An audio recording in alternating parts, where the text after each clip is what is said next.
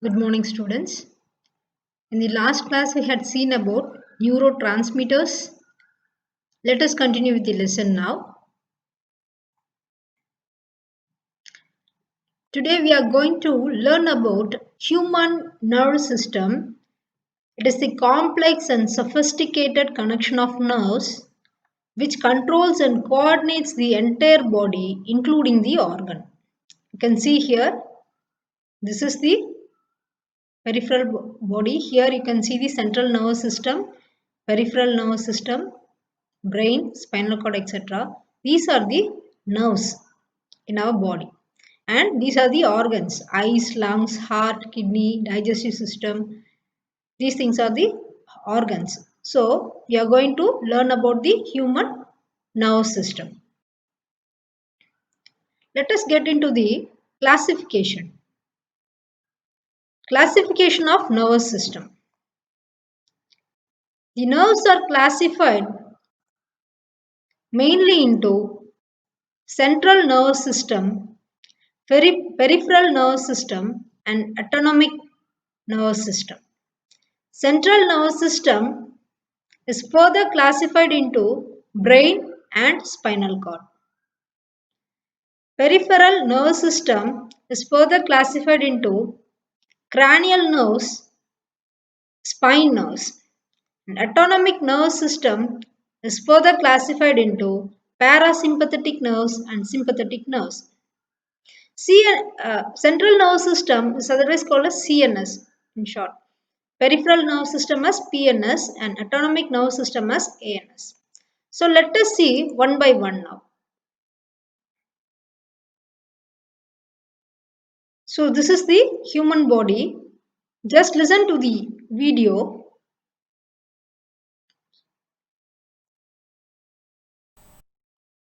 The central nervous system. Objective: to learn about the central nervous system.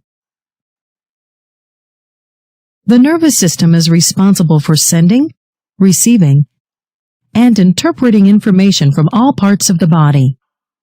It responds to external stimuli and also monitors and coordinates the functions of internal organs.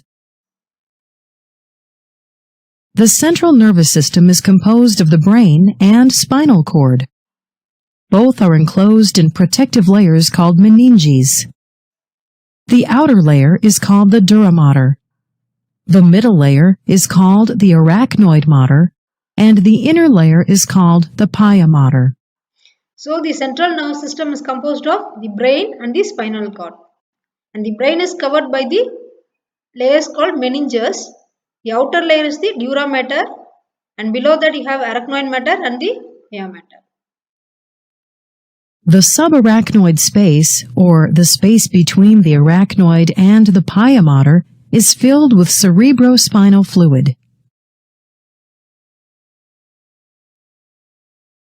The brain. The brain is located in the cranium of the skull. It is made of three main parts: the cerebrum,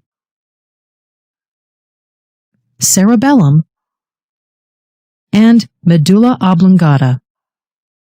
So what are the three parts of the cerebrum? Cerebrum, the cerebellum, and the medulla oblongata. Is the largest part of the brain and is divided into left and right hemispheres. So it was divided into two hemispheres, left and right.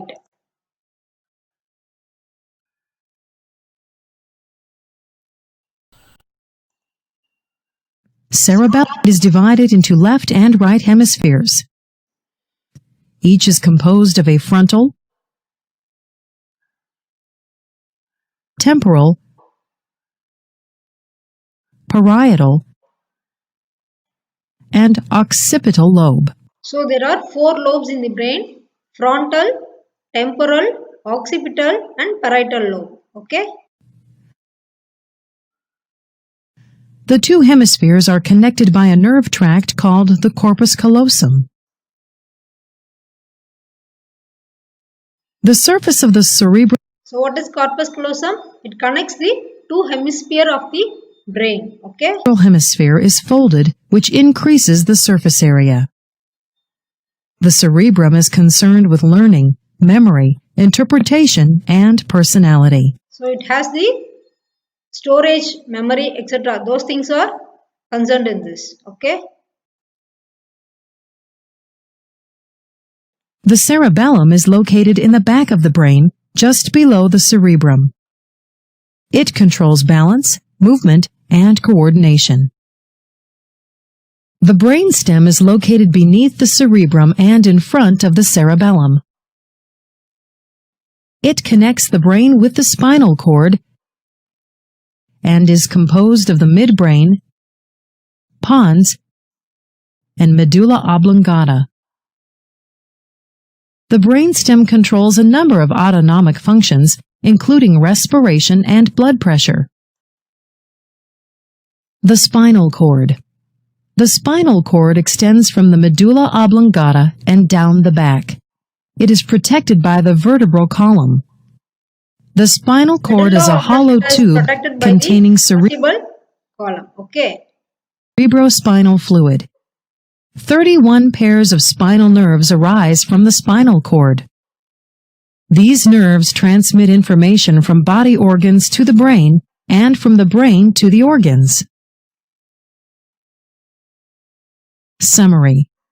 The brain and the spinal cord comprise of the central nervous system. Okay, the central nervous The brain is located in the cranium. The spinal cord is located in the vertebral column. And the spinal cord. Okay, the brain and the spinal cord comprises the central nervous system. I will tell you these things later by one.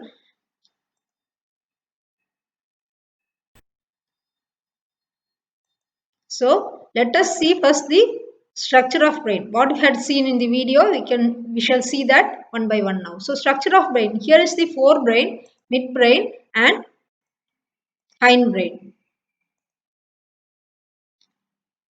In the first image, you can see the forebrain of the cerebrum. Here, the structure of the brain. Here, the cerebrum is here, cerebellum is here. Okay, this is the cerebrum. Okay, here. This is cerebellum. Okay. So, it consists of what? 3 parts of what? Brain. Forebrain, midbrain, and hindbrain. Okay. The forebrain consists of cerebrum. This is the cerebrum. It's a forebrain. Okay. Thalamus and hypothalamus. These things are here. Okay. So midbrain is located between the thalamus and hindbrain. This is the midbrain. Okay. This area. So corpus quadrigemina is a dorsal part and it has 4 round bodies. It is responsible for visual and auditory reflexes, to see and to hear. Okay. Next, hindbrain. This composed of what? Cerebellum, pons, and medulla oblongata. You can see here, as we have seen in the video. Okay.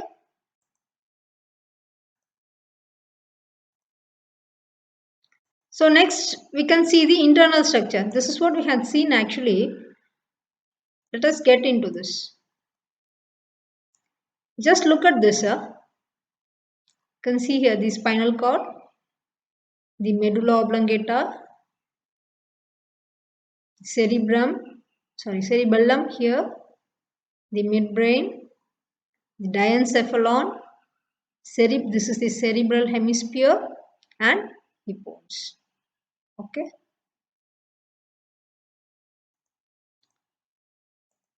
So let us see the structure. Cerebrum, it is the most anterior part of the brain. Okay. It is located where? In the front area of the skull. Okay. So in the front area of the skull here. Okay. It consists of 2 hemispheres as we had seen in the video. At left and right by a deep cleft called median cleft. A median cleft is there in between the 2 hemisphere. Okay, 2 hemisphere interconnect by thick band of nerve fibers that is called corpus callosum. Okay, the outer portion of each hemisphere is called the cerebral cortex. Cerebral cortex has gray matter. Okay, whereas the deep portion is called the cerebral medulla. Okay. Hemispheres divided into frontal lobe, parietal lobe, temporal lobe, and occipital lobe. Okay. Coming to thalamus. Thalamus conduct sensory and motor signal. Okay. Next is the cerebellum. It is responsible for voluntary movements, including the motor skills such as balancing, coordination with hand, leg, and the posture like sitting and etc. Okay. Next is pons. Pons is it's located above the medulla oblongata and below the midbrain. Okay, we had seen in that picture. It relays signal between the cerebellum and cerebrum, spinal cord and the brain. Okay. Next is medulla oblongata. It is a long stem-like structure. We had seen that. It regulates the vomiting and salivation senses. Okay. Coming to CNS briefly. So, see what we had seen, CNS composed of the brain and the spinal cord. Okay. The nerves present here and here at the brain and the spinal cord. This is central nervous system. Okay. You can see here the brain and the spinal cord here. In the back side of the body, you can see brain and spinal cord. So, these nerves we are going to see. So, it is made up of the brain and the spinal cord. So, brain, inside the brain, we can see the meninges. Outer is the skull. Brain is covered by meninges. The outermost thickest fibrous membrane is called dura mater. Here, this is very thick. Okay. The middle thin vascular membrane providing web-like cushion is called arachnoid matter. Arachnoid membrane. This arachnoid membrane will be cushion-like thing. Okay. If any incident happens, any accident happens, it will provide the brain. It will protect the brain. Okay. The innermost thin membrane is called pia mater. It has a rich supply of blood. Okay. You can see here the blood vessels. Okay. So next is this section of brain. If you cut and see here, you can see the outermost thing here. It is gray matter, and the inner thing here, it is present here. No, this is called white matter. So with respect to the presence and absence of myelin sheath, we had seen read about myelin sheath where in part of the neuron. Axon is covered by myelin sheath. Do you remember that? Hope you remember. So if there is an absence of with respect to the presence and absence of myelin sheath, there are two types of matter in the brain. The outer, it is called gray matter, that is cerebral cortex. Inside we have white matter. Okay, coming to spinal cord. Spinal cord is a long, thin tubular structure made up of nervous tissue which extends from medulla oblongata in the brainstem to the lumbar region. Here is the lumbar region. Okay, lumbar region of the vertebral column. It encloses the central canal here, central canal of spinal cord, which contains cerebrospinal fluid. So you can see here, it is the cerebrospinal fluid present in this. Okay, here. And it encloses the in the first image you can see the section of the nerve fiber here. If you cut here at the spinal cord, you can see the nerve fibers. These things we had read already. Yes, no? Yeah. Bundle of nerve fibers you had read, right? Okay. In the second, just have a look at the parts now. In the second image, you can see the full length of the spinal cord rising from the brainstem. Just have a look of this. So this is the vertebra, the spinal cord. If you cut here only, you can see this. These bundle of nerves and blood vessels are there. Here the nerve fibers are there. Out from there you can see, if you cut and see, the neuron is there. The neuron with axon you can see here. Okay. So coming to next is peripheral nervous system, otherwise called PNS. Okay. Peripheral nerves, look at this picture. You can see the lateral nerves in the first one here, first picture, and here you can see the cranial nerves and spinal nerves in the second. Okay, we are going to study about these lateral nerves and spinal cranial nerves. Okay. So PNS is the lateral part of nerve system that develops from the central nerve system, which connects different parts of the body with the CNS. Okay. So there are 12 pairs of cranial nerves and 31 pairs of spinal nerves. Okay. 31 pair of spinal nerves. Okay. These spinal nerves carry information to and from the spinal cord, whereas the cranial nerves carry information to and from the brain. Okay. Next is the reflex action. Just see the video. Reflex action mechanism. In reflex action, fine tips, that is dendrites of receptors, that is sensory neurons, quickly relay a message in the form of electric impulse via sensory nerves to the spinal cord. The spinal cord then sends information, impulse, via motor nerves to effectors, that is muscles or glands. The reflex actions generally involve spinal cord for quick response to specific stimulus, or otherwise the thinking process of brain may take time and delay the response, which may harm the animal.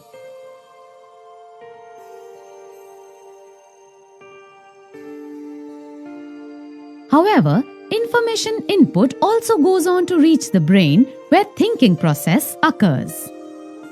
The path taken by nerve impulse in a reflex action is called reflex arc. When our hand accidentally touches a hot object, the heat is sensed by thermoreceptors present in the skin of hands. The receptors trigger nerve impulses in sensory neurons. Sensory neurons transmit the message to the spinal cord. In spinal cord, impulse is passed on to the interneurons, which in turn pass it to the motor neurons. The motor neurons transmit the instruction to the muscles in our arm. The arm muscles contract and pull our hand away from the hot object. This is also referred as spinal reflex. Reflex arcs have evolved in animals because the thinking process of the brain is relatively slow. Reflex arcs have evolved as an efficient way of functioning in the absence of true thought processes. There are some reflexes which involve brain as well. They are termed as cerebral reflexes, for example, salivation at the sight or smell of food. Contraction of pupil of human eye in the presence of light. Significance of reflex action. 1. It avoids overloading of brain. 2. It results in quick response, otherwise the thinking process of brain may take time and delay the response, which may harm the animal. So the thinking process in animal is very slow, whereas in human it is high. Okay. So this is what reflex action is called. We had seen this earlier. In earlier video I had shown you a baby touching the hot pan. Okay. So next is the reflexes. What are the types of reflexes? Types of reflexes. One is simple reflex and acquired reflex. This simple reflex, for simple reflexes, the examples are sneezing, coughing and yawning. These are simple reflex. It is otherwise called as basic reflex. Okay. The acquired reflex is otherwise called as conditional reflexes. Okay. For example for acquired reflexes is playing harmonium. It means what? Conscious training. Okay. So these are some sensory receptors we have. Touching by hand and lips by tasting the tongue, eyes by seeing, hearing through ears and smelling through nose. So have you ever thought of which one of you sense would be worst to lose? Which one of your sense would be worst to lose? Just think about it. Okay. And next is the reflex arc. So without consciousness, the automatic response is called reflex arc. When we touch the hot object without consciousness, we will just reflect. We will just respond. Okay. In a Let's see reflex this. arc, sensory information is processed at the level of the spinal cord, resulting in action without involvement of the brain. For example, if one's fingers are burned by a candle, the hand that receives the painful stimulus is rapidly removed from the flame with a jerking motion. At the same time, the brain is receiving information indicating that a painful event occurred in the hand. It is important to understand that although the brain may perceive the painful stimulus, the reflex arc acts to retract the hand without direct input from the brain. Okay, this is called reflex arc. These things also I had shown you earlier. So next is the autonomic nervous system. It is also called as visceral nerve system. It regulates the function of internal visceral organs of your body. Visceral means nothing but in Tamil we will call as ulluruppu. Okay. So next is the there are two types of autonomic nerve system. One is the sympathetic nerves and parasympathetic nerve system. Here you can see the organs, okay, sometimes called the rest and digestive system. Okay, it is called as rest and digestive system. The parasympathetic system conserves energy and it slows the heart rate, increases the intestinal and gland activity. Okay, the sympathetic nerve system directs the body rapidly involuntary response to dangerous or stressful situations. Okay, these are the differences. Okay, so that's all of now. Thank you for your attention. I'll provide the link with this as classwork. Okay, thank you.